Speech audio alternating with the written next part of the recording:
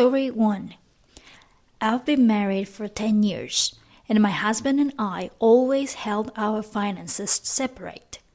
Major reason for this is that he's decades older than me and has teenage kids. I've been generous with kids, but they have always backfired me. They have not exactly been a grateful kind. At first, we had an agreement, which is the kids were his.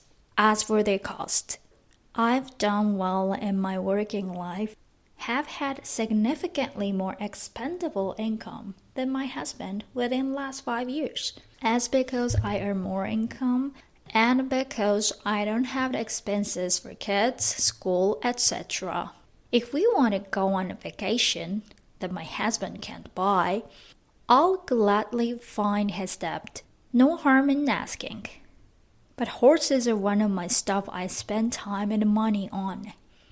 Horses have been my desire since I was a kid, and I returned to protesting around the time I married. I finally decided that I have reached the stage where I can afford to purchase a reasonably priced Dutch warm blood with an excellent bloodline. This was a fancy investment in terms of US dollars. However, it's a childhood dream. Normally, my husband would not say anything, but one of his children is trans and has chose to pursue bottom surgery, which is presumably quite expensive. Because neither my husband nor his ex or child have a Dodge, and the son is no longer covered by their parents' medical insurance. They have requested me to pay out of pocket, which I have refused.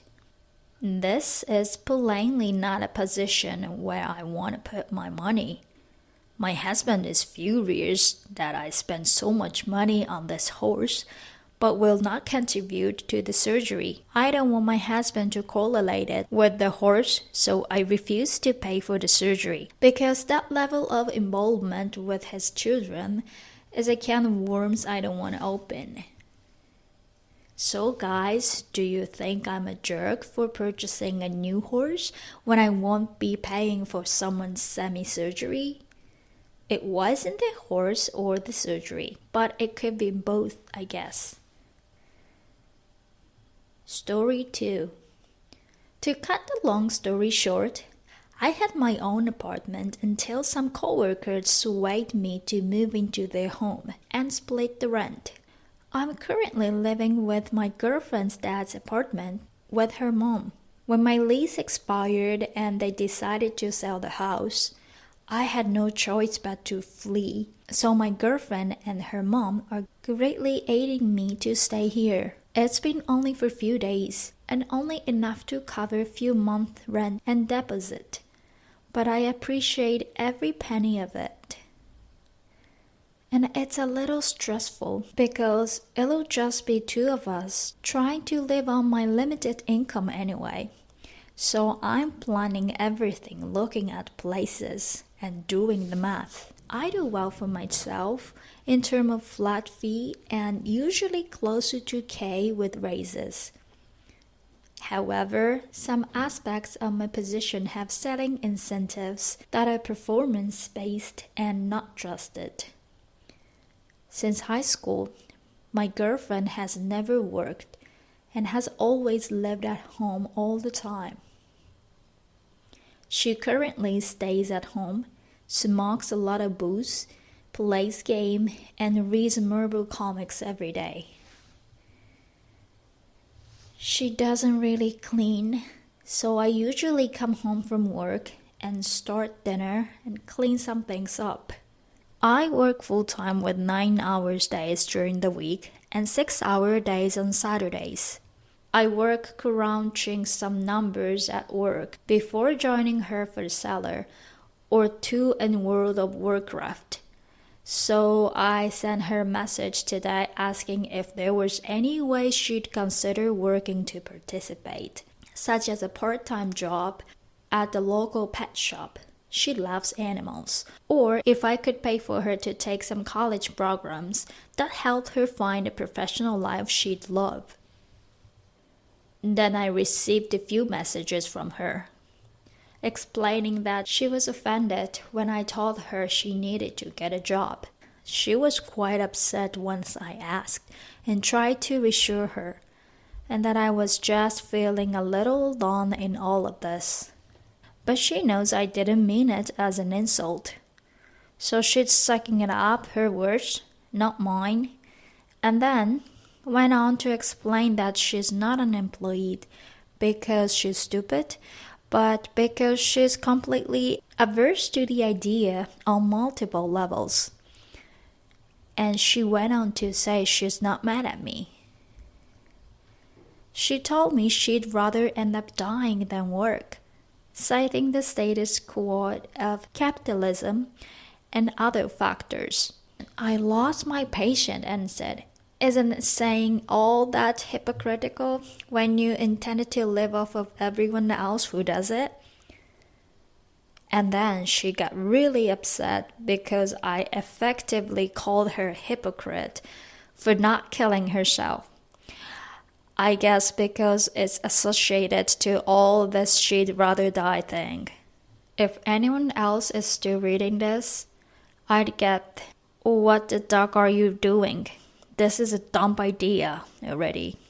I still can't connect that, but maybe my brain is blurry. Anyway, I guess I just realized that.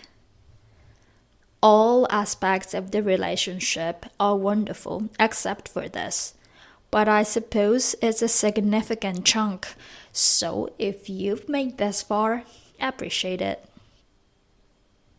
Story 3. I was in a big car accident about a year ago when a drunk driver ran a red light and cut off a pickup truck, which then slammed into me, sending me into 2 different settings and eventually into a river.